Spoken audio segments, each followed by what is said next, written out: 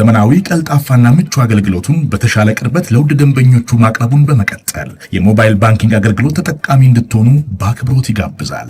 በዚህ አገልግሎትም ደንበኞች የሞባይል ስልካቸውን ብቻ በመጠቀም የሂሳብ እንቅስቃሴያቸውን ማወቅ፣ አጭር የሂሳብ መግለጫ መጠየቅ፣ የቼክ ደብተር ማዘዝ፣ የቼክ ክፍያ መረጃ መከታተል፣ የውጭ ምንዛሬ ተመን ማወቅ፣ ከአንዱ ሂሳብ ወደ ሌላ ሂሳብ ገንዘብ ማስተላለፍ፣ ቋሚ ክፍያ ትዕዛዝ መስጠት፣ የብድር ክፍያዎችን መፈጸም ይችላሉ። በዚህ አጋጣሚም የብርሃን ካርዶን በመጠቀም በሽያጭ ማዕከል ማሽን ፖስ ለግብይቶ ክፍያውን መፈጸም እንደሚችሉ ብርሃን ሲያበስራችሁ በታላቅ ደስታ ነው። በጊዜና በቦታ ያልተገደበ ምቾትና ዘመናዊነትን ያነገበ አገልግሎት ተጠቃሚ ስናደርገው ደስ ይለናል። ብርሃን ባንክ፣ እንደ ስማችን ብርሃን ነው ስራችን። ተመልሰናል። አድማጮቻችን ቆይታችሁን አራዳ ኤፍ ኤም 95.1 ላይ እንድታደርጉ ነው የምንጋብዛችሁ። የቪኒሺየስን ጉዳይ እንመልከት። ቪኒሺየስ አሎንሶን የኤል ክላሲኮ ጨዋታ ላይ ያሳዩት እሱም ዝም አለው አይደለ? ተቀይሮ ሲወጣ ብስጭቱን ሲገልጽ ኢግኖር አድርገውታል። ቪኒሺየስም እንግዲህ ብስጭቱን የገለጸ ነው ወደ መልበሻ ክፍል ያመራውና ግን የዚህ ተጫዋች ብቻ ሳይሆን የሌሎች ስታሮች በሪያል ማድሪድ መልበሻ ክፍል ውስጥ መኖር እንዴት ነው ኢጎን ሊቋቋም የሚችለው የሚሉ ነጥቦች ይነሱ ነበር። አሁንም እኮ ብዙ ማሰልፋቸው ተጫዋቾች አሉ አይደለ? በሪያል ማድሪድ አንድም ደቂቃ የመሰለፍ እድል ያላገኙ ተጫዋቾች አሉ። እነሱ ራሱ ቡድኑ መልቀቅ አለባቸው፣ መልበሻ ክፍሉ ይረበሻል የሚሉ አስተያየቶች ሲነሱ እንደነበር ይመለከታል። ግን ትልቁ ስታር ደግሞ ቪኒሺየስ ነው። እንመልከተኝ ጉዳይ በቀደም ጨዋታው ከተደረገ በኋላ ለሪያል ማድሪድ በጣም አስፈላጊ ድል ነበር፣ ምንም ጥያቄ የለውም።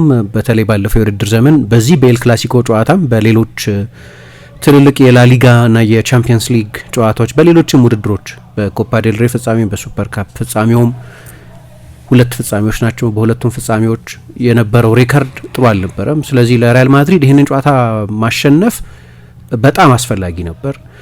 16-6 ነው ባለፈው የውድድር ዘመን በአራቱ ኤል ክላሲኮ ጨዋታዎች በባርሳ የተሸነፈው እና አንዳንዶቹ ፍጹም ከፍተኛ የጎልም የፐርፎርማንስም ልዩነት የነበረ በ5-2 4-0 ምናምን ያለቁትን ጨዋታዎች ጨምሮ ማለት ነው።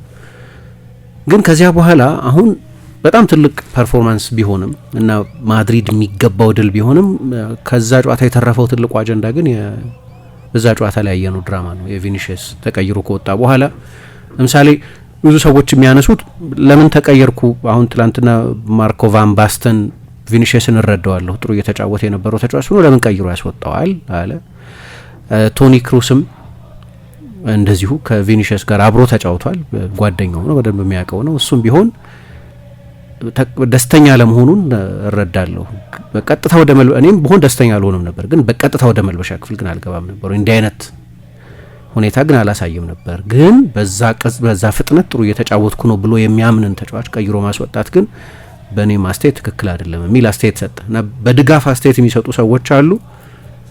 ግን የሪያል ማድሪድን የልብ ትርታ በትክክል የምታገኙ ግን የማድሪድ ጋዜጦችን ስታዩ የማድሪድ ጋዜጦች በሙሉና ራሱ ሪያል ማድሪድ እንደ ኢንስቲትዩሽንም ፍሎሬንቲኖ ፔሬዝ እና አንሄል ሳንቼዝን ጨምሮ ሁሉም ውግንናቸው ከአሰልጣኙ ጋር ነው። ዛሬ በቫልዴቤባስ ሁለቱ ሰዎች ይነጋገራሉ ተብሏል እና ሪያል ማድሪድ ለወትሮ በአሰልጣኝና በተጫዋች መሀል እንዲህ አይነት ቅራኔ ሲኖር የማድሪድ ሰዎች ኢንተርቪን ያደርጋሉ። ወይ ዳይሬክተሩ ፕሬዚደንቱ እንኳ በእንደዚህ አይነት ማይክሮ ማኔጅመንት ውስጥ አይገኙ፣ ወይ ዳይሬክተር ወይም ጄኔራል ማኔጀሩ ይገኛሉ። ኤል ኮንፊደንሻል እንዳለው ለምሳሌ ዛሬ ሙሉን ኃላፊነት ለአሎንሶ ነው ሪያል ማድሪድ የቶ እና አንተ ሃንድል አድርገው ነገሩን የሚል ስልጣን ሙሉ ለሙሉ ለሻቢ አሎንሶ ተሰጥቶታል። ምክንያቱም የሪያል ማድሪድ ሰዎች የነበራቸው አስተያየት የአሎንሶን ኦቶሪቲ መጋፋት ነው። የአሎንሶን ውሳኔ በዓለም ፊት በ80 ሺህ ተመልካች ፊት ቅርብ ተሰኝቶ የሆኑ ቃላት ማጉተምተም ምናምን ብቻ አልነበረም። ከመሀሉን ሜዳ አቋርጦ እስኪወጣ ድረስ ነው ያን ቁጣ ያሳየ ነበር። ምን አስታወሰኝ መሰለሽ? በዛ መጠን አይደለም ግን የአፍሪካ ዋንጫ እየተደረገ አህመድ ሆሳም ሚዶ አንድ ጊዜ ተቀይሮ ሲወጣ በጣም አምር ዛኪ ነበር ተቀይሮ የገባው እና ሆሳም ሀሰን አሁን የግብጽ ብሔራዊ ቡድን ዋና አሰልጣኝ ያኔ ይጫወት እንደነበር እርግጠኛ አይደለሁም፣ ግን ነበር ወይ የሆነ ኃላፊነት ነበር የግብጽ ኤፍ ኃላፊነት። እሱ ነው መሀል ላይ ገብቶ የገላገለው እንጂ አሰልጣኝ ሁሉ ካሊያስኳቸው ብሎ ነበር ተቀይሮ ሲወጣ። ገና የሱ ቁጥር እንዳየ ቀጥታ እየተናገረ ወደ አሰልጣኙ ያየ እየተናገረ ነበር የወጣው እና የሪያል ማድሪድ ሰዎች ይሄ በፍጹም ለሪያል ማድሪድ ኢሜጅ የሚገባ አንቀጣውን ብለዋል። አንቀጣውም የሚለው ጉዳይ ራሱ ኢምፕላይ የሚያደርገው ነገር አለ። የዲሲፕሊን ኢሹ ነው። ከዛ በቀጥታ ወደ መልበሻ ክፍል ገባ። በቀደም ነገሩን ተወያይተንበታል። አሁን የስፔን ጋዜጦች ብቻ አይደሉም እንዳልኩት፣ ሁሉም በተቃውሞ አይደለም። ቪኒሽስ ለምን እንደዚህ አይነት ስሜት ተሰማው? ጉዳዩ የዛ ጨዋታ ጉዳይ ብቻ አይደለም። አሁን ስህተት የሚሆነው እዛ ጨዋታ ላይ ጥሩ እየተጫወትኩ ነው መውጣት አልነበረብኝም አይነት ስሜት ተሰምቶት ነው ከሆነ በጣም ሪዳክቲቭ። ለቪኒሽስ ጉዳዩ የዛ ጨዋታ ጉዳይ ብቻ አይደለም። በዚህ ውድድር ዘመን 13 ጨዋታዎች ሪያል ማድሪድ አድርጓል። ከ13ቱ ጨዋታዎች 3ቱን ብቻ ነው 90 ደቂቃ የተጫወተው። ስለዚህ እዛ ጨዋታ ላይ ጥሩ እየተጫወተ ነው እና ሌሎቹ ጨዋታዎች ላይ ለምሳሌ ብዙ ጊዜ 90 ደቂቃ ይጨርስ የነበረ ተጫዋች ቢሆን ኖሮ ምናልባት እንደዚህ አይነት ሪያክሽን ላይ ያሳይ ይችል ነበር። አሁን ከቪኒሽስ አንጻር ነገሩን የሚያዩት ሰዎች ይሄ የተጠራቀመ ነው። ምሳ ታስታውሻለሽ? የ5 ወይ 6 ጨዋታ እንዳደረገ ሻቢ አሎንሶ አንድ ፕሮግራም ሰርተን ነበር። ከዓለም የክለቦች ዋንጫ ጀምሮ በአሰልጣኝ ሻቢ አሎንሶ አይን ቪኒሽስ ኢንዲስፔንስብል አይደለም። ልክ በአንቼሎቲ ዘመን እንደነበረው ተቀይሮ ማይወጣ ቤንች ላይ የማይቀመጥ ተጫዋች ነው ብሎ አያምንም። ይሄ አሰልጣኙ አስተያየት። ይህንን ምልክት ሲያሳየን ቆይቷል። ብዙ ጨዋታዎች ላይ የዓለም የክለቦች ዋንጫ ጨዋታዎች ላይ አንድም ጨዋታ 90 ደቂቃ አልተጫወተም። ለምሳሌ ይሄኛው ሲዝን ከተጀመረ በኋላ ደግሞ 3 ጨዋታ ቤንች አድርጎታል። በብዙዎቹ ጨዋታዎች ደግሞ ከ80ኛው ደቂቃ በፊት ወይም ከ75ኛው ደቂቃ በፊት፣ በቀደም እንደሆነው ደግሞ ከ70ኛው ደቂቃ ላይ ተጫዋቹን እየቀየረ ያስወጣው ነበር። ለዚህ ነው ዳዞን የሚባለው የቴሌቪዥን ጣቢያ ካሜራ አሁንም እኔ ብሎ ጀምሯል ያሉት። አሁንም እኔን ነው ወይ የምታስወጣኝ እንጂ ጉዳዩ በቃ እዛ ጨዋታ ላይ ጥሩ እየተጫወትኩ ነው፣ ጨዋታውን መጨረስ ነበረብኝ ወይ እንደዚህ በቶሎ መቀየር አልነበረብኝም የሚል ብቻ ሳይሆን የተጠራቀመ ብሶት አለ። ከዛ ደግሞ እንደምታውቂው እስካሁን ድረስ መፍትሄ ያላገኘ የኮንትራት ጉዳይ አለ በቪኒሽስ እና በሪያል ማድሪድ መካከል። ተጫዋቹ ያው የተሻሻለ ኮንትራት ይፈልግ ነበር። አሁን ስንት ጊዜ ቀረው? እያለቀ ነው። እያለቀም አይደለም ግን በጣም የምትፈልጊውን ተጫዋች የመጨረሻ 2 ዓመት የኮንትራት ጊዜ ውስጥ እንዲገባ አትፈልጊም። 1 ዓመት ከምናምን ነው ኮንትራቱ የሚቀረው እና እስካሁን ድረስ አንዱ አጋጣሚ ምንድነው መሰለሽ፣ እኔ አሎንሶ ቪኒሽስ ኮንትራት ይፈርም አይፈርም የሚል ስልጣን ሪያል ማድሪድ የሚሰጠው አይመስለኝም። ግን ድርድሩ የቆመው ከአሎንሶ መሾም በኋላ ነው። ከዓለም የክለቦች ዋንጫ ከመደረጉ በፊት ቪኒሽስ ራሱ መጀመሪያ አካባቢ ኤምባፔን ያህል ደሞዝ ይከፈለኝ የሚል አቋም ነበረው ይላሉ የስፔን ብዙሃን መገናኛዎች። ከዚያ በኋላ ግን ሪያል ማድሪድና ተጫዋቹ መሀል ስምምነት ላይ የተደረሰ በመሰለበት ጊዜ አሎንሶ ተሾመ፣ የዓለም የክለቦች ዋንጫ መጣ። የአሎንሶ መሾም ቀድሞ የታሰበበት አልነበረም። አንቼሎቲ የዓለም የክለቦች ዋንጫ ላይ ያሰለጥናሉ የሚል ግምት ነበር፣ ግን ከዛ በላይ መቀጠል የሚቻልበት ሁኔታ አልነበረም። ስለዚህ አንቼሎቲ በአሎንሶ ተተኩ እና ከዛ በኋላ ድርድሩ ቆመ እና በዓለም ዋንጫ ላይ ደግሞ እንዳየ ነው የማይነካ ተጫዋች የመሆኑ ነገር አበቃ። ስለዚህ የቪኒሽስ ብስጭት እነዚህ ሁሉ ተጨማሪ ነገሮችም ያሉበት እንጂ በአንድ ጨዋታ ላይ ብቻ የተፈጠረ አይደለም። በሌሎችም ኤስፓኞል ጨዋታ ላይ ታስታውሺ እንደሆነ በውሃ ረፍት መሀል ነገረው። አሁን እንግዲህ ያኔ 35ኛውና 70ኛው ደቂቃ ላይ ነው የውሃ ረፍት የነበረው የኩሊንግ ብሬክ የሚባለው እና በዛች ቅጽበት ሄደና አሁን ተቀይረ ትወጣለህ አለው። እሱንና ፍራንክ መስተንቱዋኑን መሰለኝ የቀየረው እና ያኔ ቪኒሽስ ተበሳጭቷል። ግን እዛው ቴክኒካል ስፍራ ነው የነበረው። ልክ የባለፈውን አይነት ሜዳውን እያቋረጠው ሲወጣ ያሳየውን አይነት ስሜት አላየንም። ግን በጣም ተበሳጭቶ በቁጣ ሲናገር እናየው ነበር። ከዛ አሰልጣኙ ሄዶ ለማብራራት ይሞክር ነበር። ለዚህ ነው ይሄንን እያደረግኩ ያለሁት ብሎ ኤክስፕሌን ሊያደርግ ይሞክር ነበር። እዚህኛው ጨዋታ ላይ ግን አይቶታል። ሳንቲያጎ ቤርናቤው 11 ስክሪኖች ነው ያሉት ስቴዲየም ውስጥ። ያንን አክሽን አሰልጣኙ ሚስ ሊያደርገው አይችልም። የመረጠው አሁን ግን ወደሱም አለማየት ነው። ወደ ቪኒሽስም አላየም ጭራሽ። እየተበሳጨ እየተናገረ እንደወጣ አይቶታል። ኮምፕሊትሊ ነው ኢግኖር ያደረገው። አለማየት፣ ማብራሪያ አለመስጠት። በቃ ተቀይሮ ወጥቷል። ቀይሬ ያስወጥቻለሁ ግን ልናገረው አልችልም ሬዲዮ ላይ እና ውጣ ባክህ ብሎ ተናግሮታል። በቃ በስፓኒሽ በቃ ውጣ ምናምን ብሎ ተናግሮታል። ተጫዋቹ እኔን አሁን በቃ መልቀቅ አለብኝ ምናምን እያለ ሲወጣ አሰልጣኙ በቃ ና ውጣ ምናምን ብሎ ተናግሯል ይላል የዳዞን ካሜራ። አሁን አንዳንዶቹ ስፔኖች እንደምታውቂው በጣም ብዙ ታያለሽ ከጨዋታው በኋላ እንትና ገሌን እንደዚህ ያለው ገሌ በጨዋታው መሀል እንደዚህ ብሎት ነበር፣ ፔድሪ ከቪኒሽስ ጋር እንደዚህ ተባባለ፣ ላሚን ያማል ከገሌ ጋር እንደዚህ ተባባለ፣ ወይ ደግሞ ቤሊንጋም እንዲህ አለ፣ ኔግሬራ አለ ቤሊንጋም። ለምሳሌ እንደዚህ አይነት ነገሮች ብዙ እየሰማን ነው። የስፔኖቹ በሊፕ ሪደርስም ጭምር ከንፈር እናነባለን በሚሉ ሰዎችም ጭምር ነው ነገሮች ሁሉ የሚያስተነትኑት። በተለይ ደግሞ እነዚህ እንደ ኤል ቺሪንጊቶ አይነት ነገሮች በጣም ድራማታይዝ የሚያደርጉ ሚዲያዎች ላይ እና አሁን ክለቡ የያዘው አቋም የአሰልጣኙ ኦቶሪቲ ውሳኔዎች የማሳለፍ ታክቲካዊ ውሳኔዎች የማሳለፍ ኃላፊነት በዚህ ልክ ተቃውሞ ሊገጥመው አይገባም። ፎር ዘ ጉድ ኦፍ ዘ ቲም ነው ያንን የሚያደርገው። ለቡድኑ ሲል ነው እንደዚህ አይነት ውሳኔ የሚወስነው። ውሳኔው ላተስማሚበት ትችላለች እና ስለዚህ ሪያል ማድሪድ አሰልጣኙ ምንም አይነት ውሳኔ ቢወስን በሚቀጥለው ጨዋታ ተጫዋቹን ተጠባባቂ ወንበር ላይ ማስቀመጥም ሊሆን ይችላል፣ ልክ እንዳሁኑ ቀይሮ ማስወጣትም ሊሆን ይችላል። ሙሉ ድጋፍ አለው። ልክ እንደቀደሙት አመታት ትልልቆቹ ተጫዋቾች ለምሳሌ አንቸሎቲ እንደፈለግኩት እያጫወተኝ አይደለም የሚል ቅሬታ በተሰማው ጊዜ ጋሬት ቤል ስቲቭ ባርኔት የሚባለውን የተጫዋቹን ወኪል በቀጥታ ወደ ፕሬዚደንቱ ነበር የላከው። የአሰልጣኙን ራሳቸው ካርሎ አንቸሎቲ መጽሐፋቸው ላይ ጽፈውት ነበር። አንዱ ለሪያል ማድሪድ አሰልጣኞች አስቸጋሪ የሆነው ነገር ተጫዋቹ ራሱ ካምፓኒ ነው፣ ኤጀንሶችና ኤጀንቶች አሉት። አሰልጣኙ ታክቲካዊ ውሳኔ ማሳለፍ ኃላፊን 100% መብት አላቸው። ለዛ ነው የተቀጠሩት፣ እንዲህ አይነት ውሳኔዎች እንዲወስኑ ነው የተቀጠሩት። ግን ቤል ሳይድ ስቴፕ አደረጋቸውን። አንደኛ በዚህ በኩል ነው የተጫወትኩ ያለሁት፣ ስለዚህ ፕሬዚደንቱ ገብቶ በዚህ በኩል አጫውተው ብለው እንዲያዙ ማለት ነው።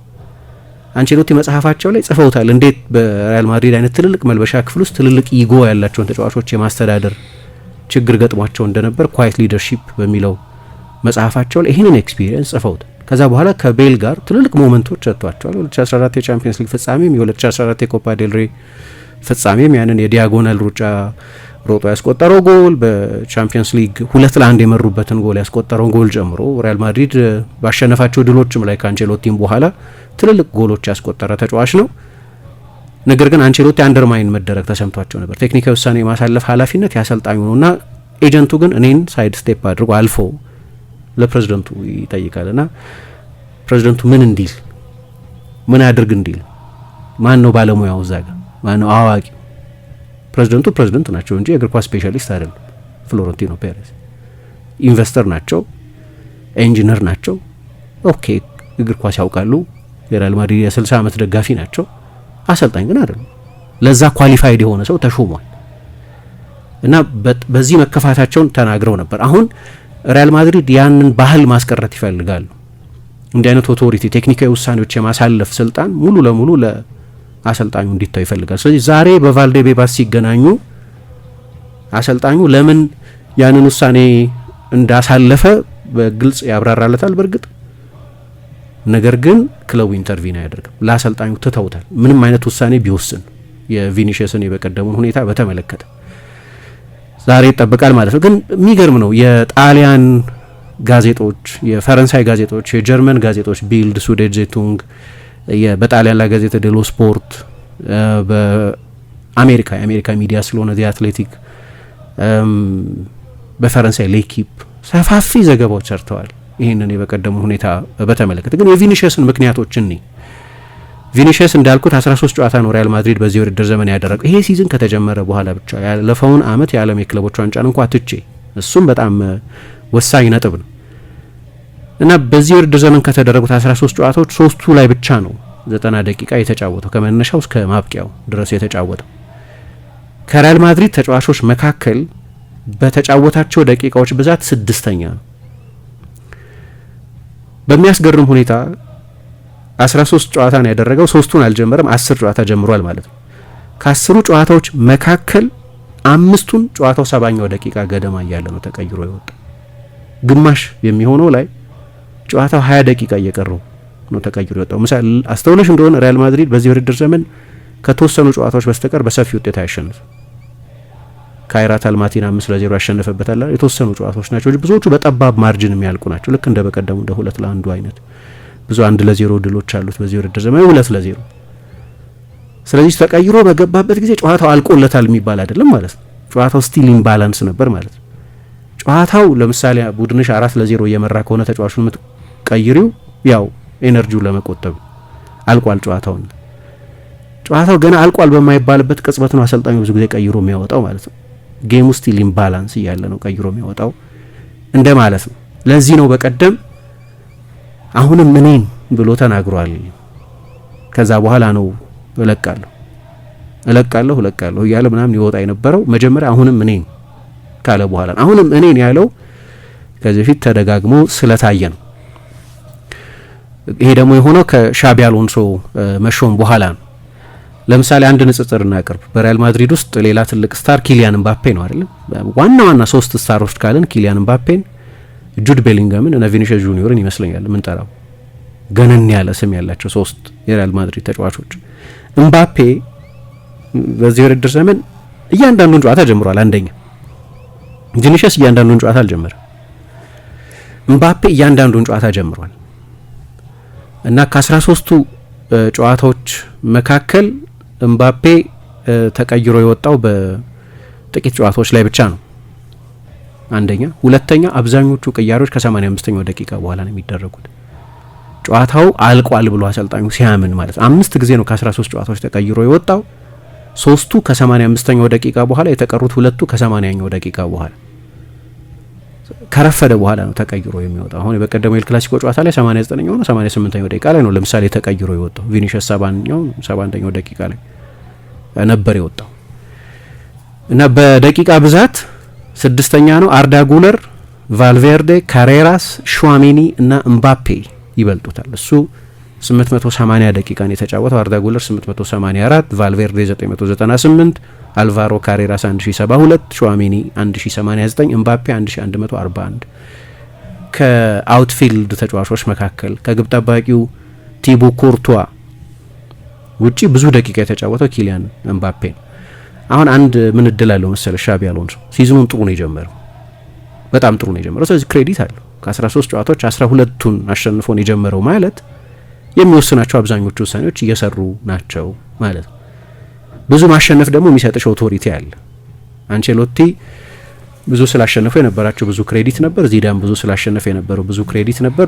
ሪያል ማድሪድ ውስጥ ብዙ አያቆይም ከዚህ በፊት የነበረች ታሪክ ግን ቢያንስ አሁን ሻቢ አሎንሶ ጨዋታዎች እያሸነፈ ነው። ከዛ ደግሞ የኤል ክላሲኮ ጨዋታዎች ላይ በቅርብ ጊዜ በጣም የተቸገረበት ጨዋታ ነው ሪያል ማድሪድ። እሱን ደግሞ ማሸነፍ የበለጠ ክሬዲት ያሰጣል። አንድ የአትሌቲኮ ማድሪድ ጨዋታ ነው የተሸነፈው 5-2። ከዛ በስተቀር በሁሉም ውድድሮች ያደረጋቸውን ጨዋታዎች ሁሉ ረቷል። ቀይሮ ሲያስገባው ደግሞ በ3 የተለያዩ ጨዋታዎች ቪኒሺየስ ጥሩ ተጫውቷል። ለምሳሌ የሪያል ኦቪዬዶ ጨዋታ ላይ የሪያል ማድሪድን ድል ያረጋገጠው የእሱ ተቀይሮ መግባት ነው። ከማርሴይ ጋር በነበረው ጨዋታ ማርሴይን ሲያሸንፉ የፍጹም ቅጣት ምት ነበር ያገኙት። በጣም አወዛጋቢ የፍጹም ቅጣት ምት ነበር፣ ግን እንዲያም ሆኖ የፍጹም ቅጣት ምቱ የመገኘት ምክንያት ቪኒሺየስ ነው የነበረው። ባለፈው ከሄታፌ ጋር በኮሎሲየም በተደረገው ጨዋታም እሱ ተቀይሮ ከገባ በኋላ ነው አንደኛ ጎሉ የተቆጠረው፣ ሁለተኛ ያው ጎሉን ምባፔ ያስቆጠረው እንጂ የሁለት የሄታፌ ተጫዋቾች በቀይ መውጣት የፌሜኒያ እና የኒዮም በቀይ መውጣት ምክንያት የነበረው ቪኒሺየስ ነው። ስለዚህ ጨዋታው ላይ ትልቅ ልዩነት አምጥቷል፣ ተቀይሮ በገባባቸው ጨዋታዎች ጭምር። አሁን ተጫዋቹ አንድ ቅር የሚሰኝበት ነገር የሚሉት ከሌሎቹ አሰልጣኞችም የበለጠ ለሱ ነው ዲፌንሲቭ ኢፈርት እየሰጠው ያለው። ብዙ እንድከላከል ይፈልጋል፣ ብዙ ፕሬስ እንዳደርግ ይፈልጋል። ያንን እያደረግኩ ነው እና ምንድነው የሚፈልገው አሰልጣኙ ከኔ ከኳስ ጋር ብቻ ሳይሆን ያለ ኳስም የሚል ስሜት አለው ነው በተጫዋቹ በኩል እና በሪያል ማድሪድ በኩል እንዳልኩት በቃ አሰልጣኙ ነው ሂዝ ኢን ቻርጅ። በኤስፓኞል ጨዋታ ላይ እንዲያውም አንዳንድ የማድሪድ ጋዜጦች በጣም ለተናደደ ተጫዋች እዛው ሜዳው ጠርዝ ላይ ሆኖ ኤክስፕሌን ማድረግ ትክክል አይደለም፣ በቃ ንዴቱ ይወጣለት ብሎ ማሳለፍ ነው የሚሻለው። ከዚያ በኋላ ነገሮች ከሰከኑ በኋላ ወይ በመልበሻ ክፍል ወይ በማግስቱ ወይ ከቀናት በኋላ በልምምድ ሜዳ የዛን ውሳኔ ራሽናሌ ማሳየት ነው እንጂ የሚያስፈልገው ጥሩ ምስል አይደለም። ለምሳሌ ምባፔ 2 ደቂቃ ነው ምናምን ሲቀረው ቱኸል ቀይሮ አስወጡት እና ልክ እንዲህ አይነት ታንትረም ፈጠረ። 2 ደቂቃ ነው የቀረው፣ ፓሪስ ሳን ጀርማን 5-0 እየመራ ነው። አሁን ልትረጇት ተቀይሮ የሚገባው አንሄል ዲ ማሪያ ነው። 2 ደቂቃ አንሄል ዲ ማሪያ መጫወት ዲዘርቭ ያደርግ ማለት ነው። ለዝላም ተጫዋች የምታስተላልፊው መልእክት ትክክል አይደለም። ከዛ ቱኸል ሄዱና ሊያብራሩለት ሞከሩ እና ጭቅጭቅ ሆነ ቴክኒክ ስፍራው ላይ። ለምን ለቀይ 2 ደቂቃ ነው ምናምን ለሚቀጥለው ጌም ፈልጋለሁ ምናምን ነው ሊሉት የሚችሉት እና ዲ ማሪያም ትንሽ መጫወት እኮ ይገባዋል ሊሆን ይችላል የሚሉት አላውቅም። ግን ያ ዝም ቢሉት ይሻል ነበር። ምባፔ ቀር ብሎታል፣ እጁን እያወናጨፈ ነው የወጣው። ዝም ቢሉት ይሻል ነበር። ከዛ በልምምድ ሜዳ ቢያነጋግሩት ይሻል ነበር። የሆነ ሲን ሆነ። አሁን ድረስ በሶሻል ሚዲያ ላይ የሚታይ ሲን ሆነ። ተጫዋቾች ይበሳጫሉ ብዙ ጊዜ ማንም በተለይ በኤል ክላሲኮ አይነት ትልቅ ጨዋታ ላይ በተለይ 20 ደቂቃ እየቀረው በተለይ ጥሩ እየተጫወተ ያለ ተጫዋች ተቀይሮ መውጣትን እንደ ጥሩ ሊቀበሉ አይችልም። ግን አሁን ቶኒ ክሩስም ምንድነው ያለው ተመልሶ ያንን ምስል ሲያየው ግን ደስ የሚለው አይመስለኝም ማለት ራሱ ያንን ምስል ሲያየው ቢደሰትበት አይመስለኝም የበለጠ ስሜቴን በገራው ኖሮ የሚል ይመስለኛል የሚል አስተያየት ሰጠ። በአሎንሶ በኩል ቅድም እንዳልኩት የቪኒሽስ ያለፈው አመት ፐርፎርማንስ ስፔሻሊ ከባሎን ዶር በኋላ ያለው ፐርፎርማንስ አልነካም እኔ የሚያስብል አይደለም። ማልነካ ተጫዋች ነኝ ለማለት የሚያስችል ፐርፎርማንስ ባለፈው አመት አላሳየም። በክለች ጨዋታዎችም ይሁን በጠቅላላው በሲዝኑ በሙሉ ያሳየው ብቃት አልነካም የሚያስብል አይደለም። ሁለተኛ ደግሞ የዓለም የክለቦች ዋንጫ ተደርጎ አይደለም ለሪያል ማድሪድ ብዙዎቹ ተጫዋቾች ተጫውተዋል። እዛ ላይ ተጨማሪ ሎድ ነው። ስለዚህ ተጫዋቾችን ደቂቃ ማኔጅ ማድረግ አለ። አሁን ለምሳሌ ኤምባፔ አንደኛው ብዙ የሚጫወትበት ምክንያት ኖርማሊ ኤምባፔ ቡድን አሁን ሪያል ማድሪድ ትልቁ ተጫዋቻቸው ኤምባፔ ነው፣ ምንም ጥያቄ ነው። አሁን በዚህ ሰዓት የዓለም ምርጡ ተጫዋች ነው። በዚህ ሰዓት የዓለም ምርጡ ተጫዋች ነው ብል አይመስለኝም። ስለ ቪኒሺየስ ከዓለም ምርጥ ተጫዋቾች መካከል አንደኛው ነው። እሱ እንደሚለው ወይም እንግዲህ በቀጥታ ሲናገር አልሰማንም፣ ግን የእሱ ወገኖች ይሉታል ብሎ የስፔን ብዙኃን መገናኛዎች እንደጻፉት በቦታዬ የዓለም ምርጥ ተጫዋች ነኝ ብሎ ያምናል። በግራ ክንፍ ተጫዋችነት ከኔ የሚሻል ተጫዋች የለም ብሎ ያምናል። ግን ለምሳሌ ኤምባፔ ብዙ ጨዋታዎችን ከሚጨርስባቸው ምክንያቶች መካከል አንደኛው በዓለም የክለቦች ዋንጫ ላይ አልተጫወተም። በህመምም ቢሆን አልተጫወተም። በሲዝኑ ጥሩ ለመጀመሩ አንደኛው ምክንያት በዓለም የክለቦች ዋንጫ ላይ በህመም ምክንያት አልተጫወተም። ስለዚህ ኤነርጂ ሴቭ አድርጓል። ቪኒሺየስ ግን ብዙ ጨዋታ ተጫውቷል። ስለዚህ በተቻለ መጠን የተጫዋቾችን ደቂቃ ማኔጅ ማድረግ አለብኝ ብሎ ያምናል። ሁለተኛ ሮድሪጎን ከዚህ በኋላ ያው የውድድር ዘመኑ ከተጀመረበት ጊዜ ጀምሮ እንደምናየው የግራ መስመር ተጫዋች አድርጎ ነው የሚያየው፣ ቀኝ ላይ አያጫውተው። ስለዚህ ቪኒሺየስና ሮድሪጎ ደግሞ ለዛ ቦታ ይፎካከራሉ። ቪኒሺየስ 70 ደቂቃ የሚገባው ከሆነ ሮድሪጎ 20 ደቂቃ ይገባዋል ብሎ ያምናል። የግራ ክንፍ ተጫዋች አድርጎ ነው የሚያየው። በቀኝ በኩል ካየሽ አርዳ ጉለርን ያጫውተዋል አንዳንድ ጊዜ። በቀደም ካማቪንጋን ነበር ያጫወተው፣ ማስተንቱዋኖ ሲጫወት አይተናል። እና ሌሎች የግራ እግር ተጫዋቾች ነው በዛ ቦታ እየመረጠ ያለው። ሁሉም አሁን የጠቀስኳቸው ሶስቱም ተጫዋቾች የግራ እግር ተጫዋቾች ናቸው በቀኝ በኩል የሚጫወቱ። ስለዚህ የበለጠ እየሰበሩ ኢንቨርት የሚያደርጉ ዲያጎናል የሚያጠቁ ተጫዋቾችን የሚጠቀመው፣ በግራ በኩል ደግሞ ያ ፉክክር በሮድሪጎ እና በቪኒሺየስ መካከል የሚደረግ ነው። ሮድሪጎ 3 ጨዋታ ጀምሯል ከ13 ጨዋታዎች መካከል። ቪኒሺየስ 10 ጨዋታ ጀምሯል። ሮድሪጎም ሌላ ቶፕ ክላስ ተጫዋች ነው፣ ግን ቅድሚያ የሚሰጠው ለቪኒሺየስ ነው እስካሁን ድረስ። ግን ደግሞ እያንዳንዱን ጨዋታ ለመጨረስ ለምሳሌ ኤምባፔ እንዳይጨርስ ማን አለ እዛ ቦታ ላይ? ከኤምባፔ ጋር በንጽጽር ልትጠሪው የምትችው ተጫዋች ማን አለ? ኤንድሪክ ልንል ነው ማለት። ደህና ፖቴንሻል ነው፣ ግን ኦፍኮርስ ኤምባፔ ሌቭል ላይ ያለ ተጫዋች አይደለም። ወይ ጎንዛሎ ጋርሲያ፣ ሁለቱም በኤምባፔ አሁን በተለይ አሁን በዚህ ፎርም ላይ ባለው ኤምባፔ ደረጃ ላይ ያሉ አይደሉም። በዛ በኩል ግን ብዙ አማራጮች አሉኝ ብሎ ነው የሚያምነው። በሮድሪጎ ቦታ በቪኒሺየስ ቦታ ላይ ሌላ ቶፕ ክላስ ተጫዋች አለ፣ 15-20 ደቂቃ ዲዘርቭ የሚያደርግ ተጫዋች አለኝ። ስለዚህ ደቂቃ ማኔጅ የማድረግም እዛ ቦታ ላይ ሌላ በጣም ጥሩ ጥራት ያለው ተጫዋች የማግኘትን ጉዳይ ነው። አንድ ኤል ኮንፊደንሻል ላይ ምናየው የበቀደሙ ጨዋታ ላይ በአብዛኛው ለመከላከል በሚል ነው የሪያል ማድሪድ ከፍጹም ቅጣት ምቱ በኋላ ሙሉ ለሙሉ የመከላከል ስትራቴጂ ነው የነበረው፣ ውጤቱን የማስጠበቅ አካሄድ ነው የነበረው እና ቪኒሺየስ 7.4 ኪሎ ሜትር ነበር በዛ ጨዋታ ላይ የሮጠው እና ከሮጣቸው ጨዋታዎች 6% ብቻ ናቸው ዲፌንሲቭ ራንስ የሚባሉት፣ 6% ብቻ ናቸው። ከኳስ ውጪ ብዙ አገልግሎት እየሰጠን አይደለም ብሎ አምኗል አሰልጣኙ። ከዛ ሮድሪጎ ተቀይሮ ገባና በዛ 18 ደቂቃ ውስጥ ብቻ 3.4 ኪሎ ሜትር ሮጠ። በ18 ደቂቃ ውስጥ 3.4። ያኛው ተጫዋች በ72 ደቂቃ 7.4 ኪሎ ሜትር ነው የሮጠው። ፕሮፖርሽኑን ካየሹ ደግሞ 20% ዲፌንሲቭ ራን የሚባለው ሪያል ማድሪድ የዲፌንሲቭ ሞድ ላይ ነው የነበረው። ስለዚህ የበለጠ ዲፌንሲቭ ኤፈርት የሚሰጣቸው ተጫዋች ይፈልጉ ነበር እና በጨዋታው ላይ ታክቲካዊ ምክንያት ነበረው ያንን ውሳኔ ሲያሳልፍ። የጎሉ መቆጠር ምክንያት ነበር፣ ምንም ጥያቄ የለውም። የቤሊንገም ጎል መቆጠር ምክንያቱ ነበር። ብዙ ሹት ያደረገው ተጫዋች እሱ ነበር። በጨዋታው ላይ 3 ሹቶች አድርጓል። ኦፌንሲቭ ኮንትሪቢዩሽኑ በጣም ጥሩ ነበር፣ ግን ዲፌንሲቭሊ የምንፈልገውን እየሰጠኝ አይደለም ብሎ አምኗል አሰልጣኙ። ከዛ ሮድሪጎን አስገባው። ሮድሪጎ ደግሞ አሰልጣኙ የፈለገውን ዲፌንሲቭ ሺፍት ሰጥቶታል። ምክንያቱም ለምሳሌ በጨዋታው ላይ አንድም የኳስ ሪከቨሪ አልነበረውም ቪኒሺየስ። ያኛው ተጫዋች በ18 ደቂቃ ውስጥ 3 ጊዜ ኳስ ሪከቨሪ ነበር። በ18 ደቂቃ ውስጥ እና ያንን ለመጨረሻዎቹ 20 ደቂቃዎች የበለጠ ኤነርጂ ያለው የበለጠ የመከላከል ትጋት ያለው ተጫዋች የማስገባት ፍላጎት ነበረው አሰልጣኙ ይህንን ያደረገው እና ግን እንዳልኩት ያ ጨዋታ ላይ የተገኘው ድል ግን ለአሰልጣኙ በደንብ ኮንፊደንስ እና በሪያል ማድሪድ ሰዎችን በኩል ኦቶሪቲውን ቢያንስ ስትሸነፊ ሁሌም በሪያል ማድሪድ አሰልጣኝነት አንድ ሽንፈት ቀውስ ነው። ሰዎች ይህን መገንዘብ አለ። በቃ ሪያል ማድሪድን ስትሆኚ ኤሲ ሚላን እንኳን ኤሲ ሚላን እንደዛ አለበለ ኤሲ ሚላን ላለፉት ዓመታት በጣም እንትን ስለሆነ ግን በደንብ ጥሩ እየተጫወተ ላለ ቡድን አንድ ሁለት ተከታታይ ሽንፈት ቀውስ ያመጣል።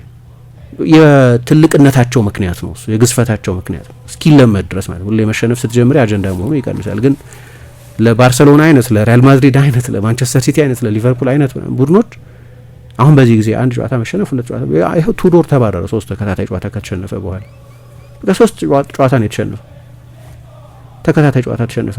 ግን ዩቬንቱስ ሴሪያውን ከወሰደ 5 ዓመት የሆነውን ቡድን ቶለሬት አይደረግም። ሶስት ተከታታይ ጨዋታ ከተሸነፈ አራት ተከታታይ ጨዋታ ላይ ጎል ካላስቆጠርሽ ትሰናበቻለች። ፋክት ነው እሱ። እንደው በተአምራዊ ሁኔታ አምና ለቻምፒየንስ ሊግ እግር ኳስ ቢያበቃቸው እስካሸነፍሽ ድረስ ግን ዩአረነ ጉድ እንትን ፖዚሽን አሁን ለምሳሌ በቀደም 23 የጎል ሙከራ ነው ያደረገው ሪያል ማድሪድ በኤል ክላሲኮ ባለፈው የውድድር ዘመን በአንዱም ጨዋታ 10 ሙከራ ላይ እንኳን አልደረሰም። አራቱን ጨዋታዎች ያደርግ ያው 5-2 ያለቀው ጨዋታ ላይ ቼዝኒ በቀይ ወጥቶ የመጨረሻውን 30 ምናምን ደቂቃ በ10 ተጫዋች ነው ባርሳ የተጫወተው። 10 ሙከራ አልደረሰም በአንዱም ጨዋታ። ከአርሰናል ጋር በነበሩት በሁለቱም የቻምፒየንስ ሊግ ጨዋታዎች በሁለት ጨዋታዎች ምባፔ፣ ቪኒሺየስ፣ ሮድሪጎ፣ ቤሊንጋም ምናምን ያሉት ቡድን በሁለት ጨዋታ በድምር 6 ኢላማን የጠበቀ ሙከራ ብቻ ነው ያደረገው። ስለ ሬሞንታዳ ስለምን ብዙ ሲወራ በነበረበት ጨዋታ እንኳን በቂ የጎል እድል ራያን ቢዚ የሚያደርግ የጎል እድል እንኳን መፍጠር አልቻለም። ይሄው ችግር ደግሞ አሎንሶ ከተቀጠረ በኋላም ቀጥሏል። በአትሌቲኮ ማድሪድና በፔዤ ጨዋታ በሁለቱም ጨዋታዎች ሁለት ኢላማቸውን የጠበቁ የጎል ሙከራዎች ብቻ ነበር ያደረገው። ስለዚህ አሰልጣኙ ድንገት ጨዋታው ማሸነፍ የሚችልበት ፖዚሽን ላይ ሲገኝ እንዲህ አይነት ውሳኔ ማስተላለፍ ጀመረ ማለት ነው። ስለዚህ ይሄ ጉዳይ እና ደግሞ ከማቪንጋን የተጠቀመበት በአራት አማካይ የተጫወተበት ሁሉ ሁኔታዎች አሁን እንግዲህ አሰልጣኙ ከጨዋታው በኋላ አነጋግረዋለሁ እንደዚህ ምናምን ብሏል። ተጫዋቹ በእርግጥ ጥሩ መጫወቱን ከኳስ ጋር ጥሩ መጫወቱን በ70 ደቂቃ ውስጥ ሜቢ በጣም አደገኛ የሪያል ማድሪድ ተጫዋች መሆኑን መገንዘብ ያስፈልጋል። ምክንያቱም በቀደም በነበረው ጨዋታ 5 የተሳኩ ድሪብሎች አድርጎ ነበር። ኩንዴ በጭራሽ ሊቆጣጠረው አልቻለም፣ ሊቋቋመው አልቻለም። ባለፈው የውድድር ዘመን 370 የላሊጋ የኤል ክላሲኮ ጨዋታዎች አድርጎ ነበር። በነዛ 70 ጨዋታዎች 5 ድሪብል ተደምሮ 5 ድሪብል አላሳካም። ጥሩ እንደተጫወተ ግልጽ ነው፣ በተለይ ከኳስ ጋር። ግን ሪያል ማድሪድ እንደዚህ አይነት ለአሰልጣኙ የበለጠ ኃላፊነት የመስጠት ለተቀይሮ ለሚገባው ተጫዋች ኃላፊነት የመስጠት አንድ የማርካ ጋዜጠኛ ምን አለ፣ ዴልፊን ሜሌሮ የሚባለው ቪኒሺየስ እንደዚህ አይነት ስሜት እያሳየ በነበረበት ጊዜ ሮድሪጎ ምን እያሰበ ይሆን ይላል። ተቀይሮ የሚገባው ተጫዋች እሱ ነው፣ ባለመጫወቱ ቅር የሚሰኝ አይነት ተጫዋች ይመስለኛል። ግን ከዚያ በኋላ ለባላጋራውም ቢሆን ተቀይሮ ለወዳጁ ለቡድን ጓደኛውም ቢሆን ማሰብ ነበረበት እንደዚህ የሚሉ አሉ። ግን የኮንትራቱ ጉዳይ ግን ትልቁ ጉዳይ ነው። እንደምታውቂው የሳውዲ ክለቦች በጣም ከፍተኛ ገንዘብ ለተጫዋቹ የማቅረብ ፍላጎት አላቸው። እስካሁን ድረስ ዝውውሩ ማቴሪያላይዝ አላደረገም። አሁን በስፔን በጀርመን ሻቢ አሎንሶን ሌቨርኩዘንን ሲያሰለጥን የሚያውቁት የጀርመን ብዙሃን መገናኛዎች ኖርማሊ አሰልጣኙ ለተጫዋቾች ለምን ውሳኔ እንደሚያስተላልፍ ኤክስፕሌን አያደርግም። ለዚህ ነው የቀየርኩ። አንቸሎቲም እንደዚህ ፍልስፍና ያላቸው፣ ጓርዲዮላም ለተጫዋች ኤክስፕሌን አያደርግም። እንደምታውቂው ፔፕ ጓርዲዮላ የሆነን ተጫዋች ቤንች ካደረገ ወይ የሆነን ተጫዋች ቀይሮ ካስገባ ማብራራት አይጠበቅብኝም ብሎ ነው የሚያስበው። የውሳኔን መነሻ ያውቀዋል። ለምን ያንን ውሳኔ እንደምወስን ለቡድኑ ጥቅም ስል ነው ያንን ውሳኔ የምወስነው፣ ለእኔ ፐርሰናል ኢጎ ስል አይደለም ያንን ውሳኔ የምወስነው። ይህንን ደግሞ ተጫዋቹ መረዳት አለበት። የቡድን ጉዳይ ነው ይሄ። ስለዚህ ለቡድኑ ነው ተጫዋቹ ቅድሚያ መስጠት ያለበት። አሁን እኔ በቀደም አሎንሶ ሁኔታውን ሃንድል ያደረገበት መንገድ ጥሩ ነው የምለው። ምክንያቱም ከጨዋታው በኋላ ጋዜጠኞች ጠየቁት፣ የሚጠበቅ ከእሱ ጋር እንነጋገራለን ከቪኒሺየስ ጋር አለና አጀንዳ ማድረግ አልፈልግም። ምክንያቱም ፖዚቲቭ ነገር ላይ ማተኮር እፈልጋለሁ። አዎንታዊ ነገር ሪያል ማድሪድ ባርሰሎናን በጣም ጥሩ ተጫውቶ ማሸነፉ ነው። ለዛ ደግሞ ቪኒ በጣም ከፍተኛ ኮንትሪቢዩሽን ነበር። እዛ ላይ ነው ማተኮር የምፈልገው። ያንን ስለዛ ኢንሲደንት አሁን መነጋገር አልፈልግም። ኮርስ ግን እናወራበታለን፣ ከሱ ጋር ግን እንነጋገርበታለን የሚል አስተያየት ሰጥቷል። ስለዚህ እንግዲህ በብዙሃን መገናኛዎች በኩል ትልቅ አጀንዳ ያስነሳ ጉዳይ ነው። ቪኒሺየስ ምክንያቱ ይሄ ብቻ አይደለም፣ የበቀደሙ ጨዋታ ብቻ አይደለም፣ በሌሎች ጨዋታዎች ላይ የተደጋገመ ነገር ነው የሚል ነው። ግን አንድ ሪያል ማድሪድን የማሰልጠንን አስቸጋሪ ነገር ግን የሚያሳይ ነው። ይሄ ሪያል ማድሪድን ማሰልጠን አንዳንድ ሰዎች አሳንሰውት ምን ይላሉ መሰለሽ፣ የዚዳንን የአይዞኝ አሰልጣኝ ነው፣ በቃ እናሸንፋለን ምናምን አይነት አሰልጣኝ። እንደዛ አይነት በጣም ዚዳንን ስለምወደው ሊሆን ይችላል፣ የዚዳን አይነት ካሪዝማቲክ የእግር ኳስ ሰውም የለም ብዬ ስለማምን ሊሆን ይችላል፣ የኔ ምን ጊዜም ፌቨራይት ተጫዋች ስለሆነ ሊሆን ይችላል፣ በአሰልጣኝነት አንደርማይን ተደርጓል ብዬ ስለማምን ሊሆን ይችላል። አይ እኔ ኑዋንስ አለው ነው የምለው። ሪያል ማድሪድ ሲያሸንፍ በብራቮ ምናምን እናሸንፋለን በሚል የሙቀት ንግግር ብቻ አይመስለኝም ሪያል ማድሪድ እነዛን ሁሉ ድሎች በሱ ዘመን ያሳካ። ግን ሰዎች እንደዛ ይሉታል። አሁን እንደዚህ በጣም አሳንሰው እንደዛ አይነት ትችት የሚያቀርቡበት ሰዎች የማይገነዘቡት ነገር ሪያል ማድሪድ ለነገሩ ከሆነም ከሞላ ጎደል እንደ አይነት አሰልጣኝ ነው የሚያስፈልገው። ያኔ በተለይ በነበረው የመልበሻ ክፍል ለሮናልዶ የምትነግሪው አዲስ ነገር ብዙ የለም፣ ለራሞስ የምትነግሪው አዲስ ነገር የለም፣ ለሞድሪች እና ክሩስ የምትነግሪያቸው አዲስ ነገር የለም።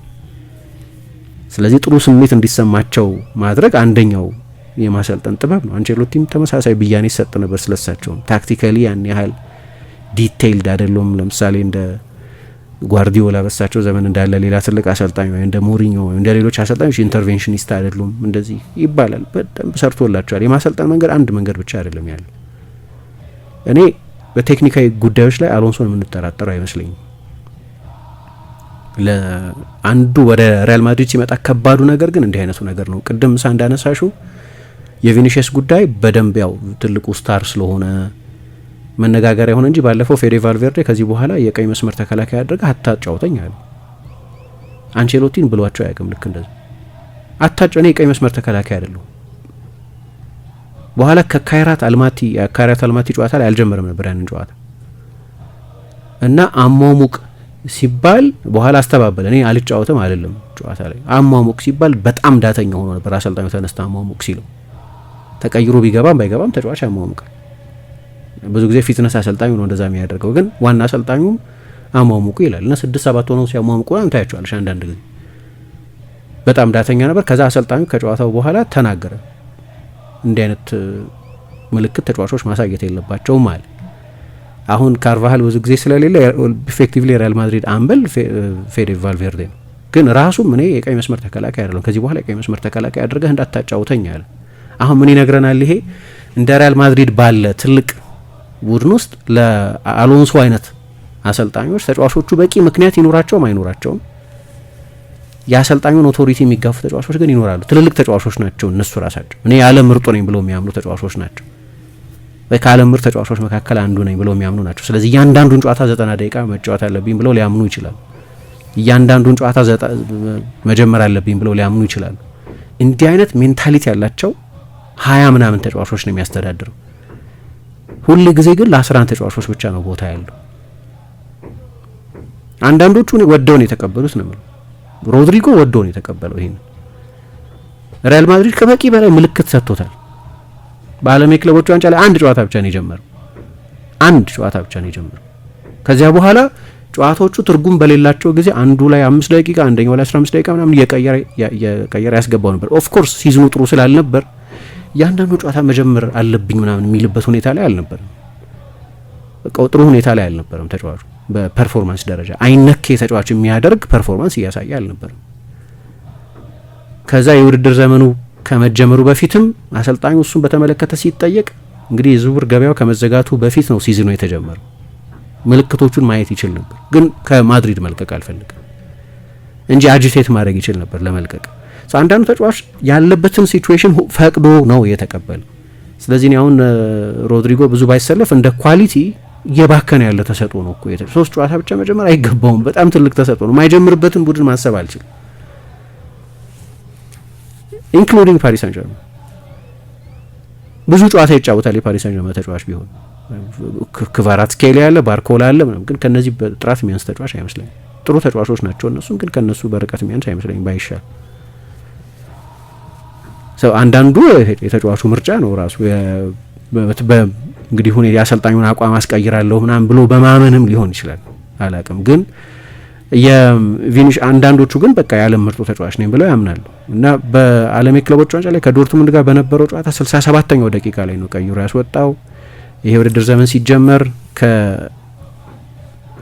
ከኦሳሱና ጋር 15 ደቂቃ ሲቀር ነበር ቀይሮ ያስወጣው። በዓለም የክለቦች ዋንጫ ላይ ከፓሪስ ሳን-ዠርማን ጋር በግማሽ ፍጻሜ 64ኛው ደቂቃ ላይ ነው ቀይሮ ያስወጣው። በአንቸሎቲ ዘመን ይሄ አልነበረም። ከቀየሩትም ጨዋታው ተጠናቋል ብለው ሲያምኑ ጨርሰናል ጨዋታውን ብለው ሲያምኑ ለሌሎች ተጫዋቾች እድል ይሰጣሉ። ተጫዋቹም ያውቀዋል ይሄ። አሁን ብዙ ጊዜ ኢምባላንስ እየሆነ ነው። የቪኒሽስን ነጥብ መረዳው ለዚህ ነው። አዲስ ነገር አይደለም፣ የዛ ጨዋታ ብቻ ኢንሲደንት አይደለም የሚለው ግን ምንድነው እነሱ ቢግ ፒክቸር የሚሉት ነገር አለ።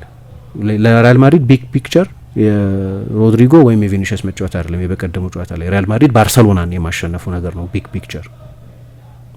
አሰልጣኝ እኔ በእርግጠኝነት ነው አንቸሎቲ የሚያየው ቢግ ፒክቸር ትልቁ ምስል ያንን ጨዋታ የሚያሸንፍበት መሳሪያ ምንድን ነው ብሎ ማሰላሰል የሆኑ የተጫዋቾች ፍላጎቶች አይደሉም።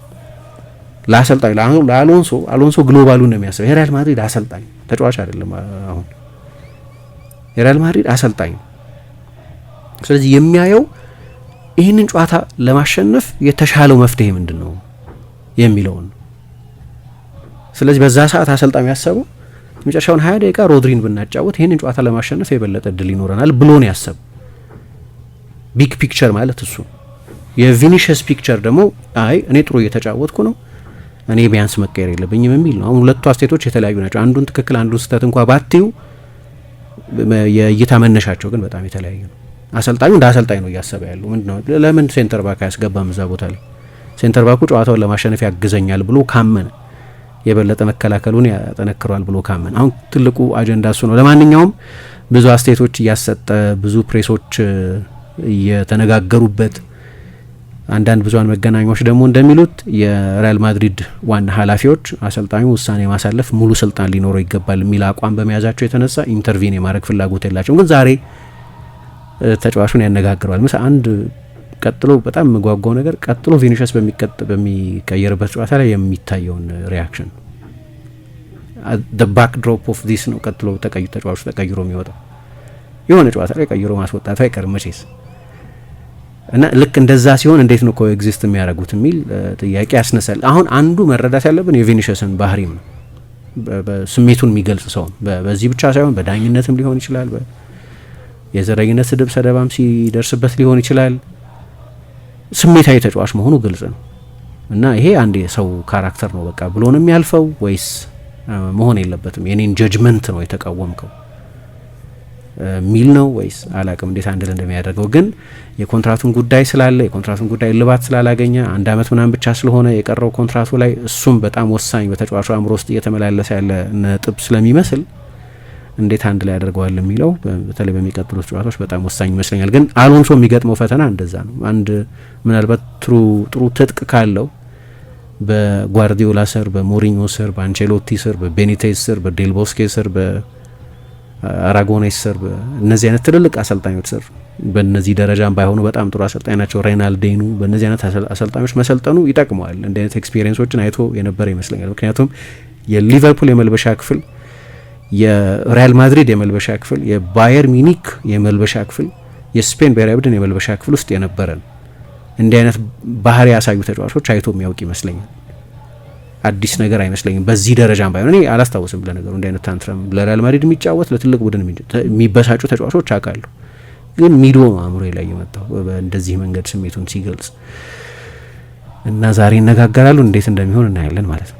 ብርሃን ባንክ ዘመናዊ ቀልጣፋና ምቹ አገልግሎቱን በተሻለ ቅርበት ለውድ ደንበኞቹ ማቅረቡን በመቀጠል የሞባይል ባንኪንግ አገልግሎት ተጠቃሚ እንድትሆኑ በአክብሮት ይጋብዛል። በዚህ አገልግሎትም ደንበኞች የሞባይል ስልካቸውን ብቻ በመጠቀም የሂሳብ እንቅስቃሴያቸውን ማወቅ፣ አጭር የሂሳብ መግለጫ መጠየቅ፣ የቼክ ደብተር ማዘዝ፣ የቼክ ክፍያ መረጃ መከታተል፣ የውጭ ምንዛሬ ተመን ማወቅ፣ ከአንዱ ሂሳብ ወደ ሌላ ሂሳብ ገንዘብ ማስተላለፍ፣ ቋሚ ክፍያ ትዕዛዝ መስጠት፣ የብድር ክፍያዎችን መፈጸም ይችላሉ። በዚህ አጋጣሚም የብርሃን ካርዶን በመጠቀም በሽያጭ ማዕከል ማሽን ፖስ ለግብይቶ ክፍያውን መፈጸም እንደሚችሉ ብርሃን ሲያበስራችሁ በታላቅ ደስታ ነው። በጊዜና በቦታ ያልተገደበ ምቾትና ዘመናዊነትን ያነገበ አገልግሎት ተጠቃሚ ስናደርገው ደስ ይለናል። ብርሃን ባንክ፣ እንደ ስማችን ብርሃን ነው ስራችን።